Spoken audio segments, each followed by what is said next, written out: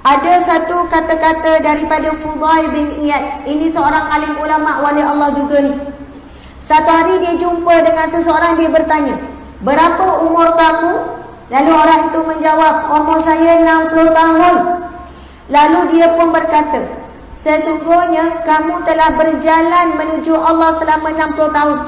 Kamu semakin bertemu, makin dekat nak kembali kepada Allah. Kamu semakin dekat nak menghadapi garis akhir kehidupan kamu.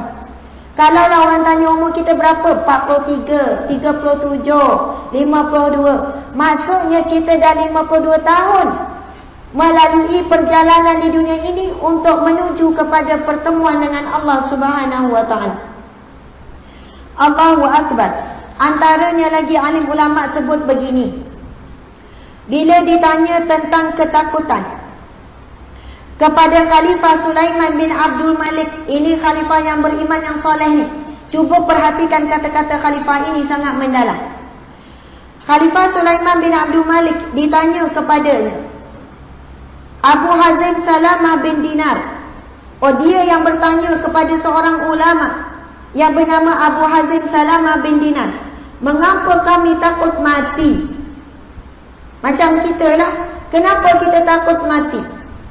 Lalu Abu Hazim menjawab, kerana kamu memakmurkan rumah kamu di dunia dan meruntuhkan rumah kamu di akhirat, maka kamu takut berpindah daripada kemewahan kepada keruntuhan. Allahu Akbar. Contoh macam ni, ibu-ibu muslimat sekalian. Kalaulah kita sekarang duduk rumah kecil, kemudian kita ada rezeki, sedang buat rumah besar, beli tanah buat rumah besar. Saya nak tanya, sabar ke tak sabar nak pindah rumah baru? Sabar ke tak sabar? Tak sabar. Rumah sekarang, rumah satu bilik, bukan satu bilik, 2 bilik contohnya, tapi kecil, jual tamu semua sempit. Kemudian ada orang beri rezeki ke ataupun kita dapat rezeki lebih, rumah baru tu 10 bilik. Tunggu banyak kan? 10 bilik, rumah 3 tingkat, ada lift lagi, ada kolam renang, ada taman luas. Allahu Akbar. Lepas tu dah siap dah dekor-dekor sekali dengan ada air terjun. Contoh saja lah. Lepas tu bila tengok tu, ya Allah, dia punya lantai tu ada air sungai yang mengalir, ada ikan-ikan nampak. Ada rumah orang macam ni. Saya tanya, sabar ke tak sabar nak pindah? Tak sabar tu asyik pergi tengok, belum siap ke? Bila developer, kontraktor cakap, minta maaf, lambat sikit sebab ada alat-alat sekian-sekian, jadi delay seminggu. Seminggu? Seminggu pun rasa lama. Tak sabar, kita dah kemas rumah lama dah, packing barang. Bila boleh masuk ni? Boleh kalau nak masuk, tapi ada bahagian tak siap lagi, boleh. Tak ada masalah, asal pindah dulu. Yang tu boleh buat sambil-sambil. Punya tak sabar tu. Sebab apa? Kita menyiapkan rumah itu lebih indah, lebih besar, lebih selesa daripada rumah sekarang. Tapi kenapa kita takut nak berpindah ke alam lain? Sedangkan alam itu nak ke tak nak, takut ke tak takut, pasti berpindah juga. Sebab kita terlalu mencintai dunia. Sebab apa? Kita sangat memberi hiasan untuk hidup kita. Kita mengumpulkan banyak nikmat hidup. Kita sayang nak sedekahkan duit yang kita ada pada jalan Allah. Kita rasa kita nak guna. Sedangkan yang kita ada hari ini bukan milik kita. Ada orang kata, kita lah bukan orang lain. Ini rumah saya ni tak seberapa. Ini kereta saya ni. Ini anak-anak saya ni. Ini suami saya, jangan ambil ya. Ini telefon saya. Betul lah, tak salah cakap macam tu.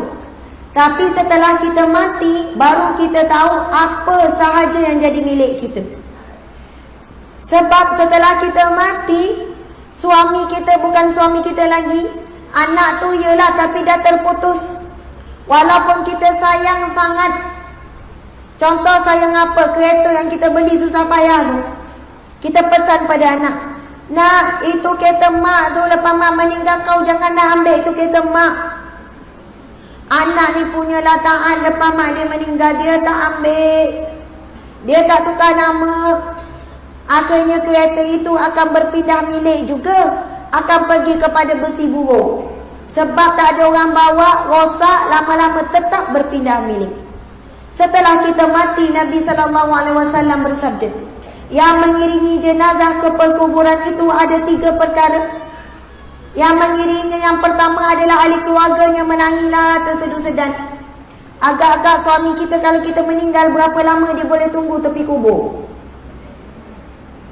Jangan tanya, memang sekejap. Walaupun saling mencintai macam mana pun. Kalau dah lapar, dah letih, baliklah. Dah ngantuk. Anak-anak pun sama. Memang dia akan menangis sedih. Tapi bila dah dapat gelang emas, rantai emas tu kurang dah sedih dia. Setelah kita mati, Allahu Akbar, segala harta yang kita kumpulkan berpindah milik kepada yang hidup. Jadi harta warisan difaraidkan. Tetapi kita yang dalam kubur akan dihisap dengan segala harta tersebut. Yang kita tinggalkan akan dinikmati oleh orang lain. Tetapi hasil yang kita beli itu akan dihisap oleh Allah Subhanahu Wa Taala. Mereka bersenang-senang, kita sedang bersusah payah. Sebab itu orang yang bijak adalah yang mengantarkan harta yang dia miliki, yang diusahakan terlebih dahulu sebelum dia mati. Dia tak mati lagi, tapi dia dah hantar siap-siap harta dia ke rumah dia. Rumah yang bakal dia diami, rumah yang bakal dia akan masuk. Nak atau tidak, itulah rumah yang lebih lama daripada rumah dia yang hidup di dunia ini. Iaitu dia mengirimkan hartanya melalui jalan sedekah yang akan dia nikmati di dalam alam barzah. Allahu Akbar.